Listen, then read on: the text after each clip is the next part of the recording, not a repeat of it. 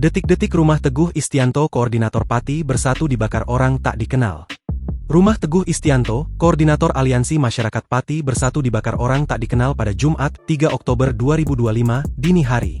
Aksi percobaan pembakaran itu terekam kamera CCTV sekitar pukul 04.10 WIB, terpantau kondisi rumah Teguh nampak sepi karena masih dini hari. Pada video yang beredar, kedua pelaku terlihat datang dengan mengendarai sepeda motor sambil berboncengan.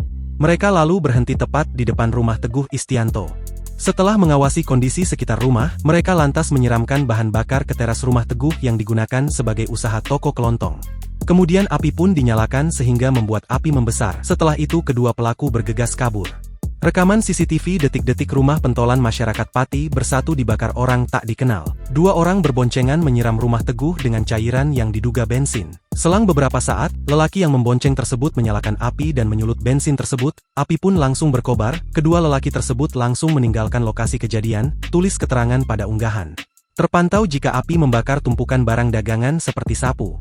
Kobaran api sempat membesar hingga menjilat atap rumah, bahkan api juga masuk ke dalam celah pintu besi. Beruntung, api tak membakar barang lain dan rumah Teguh hingga api pun berhasil dipadamkan.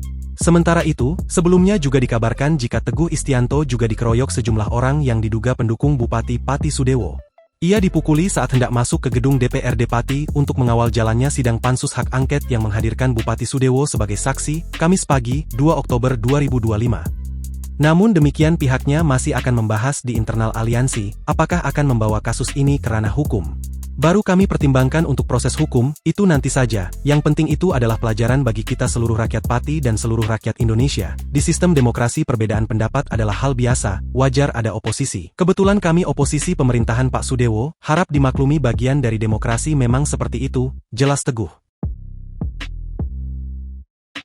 Download Tribun X sekarang, menghadirkan lokal menjadi Indonesia.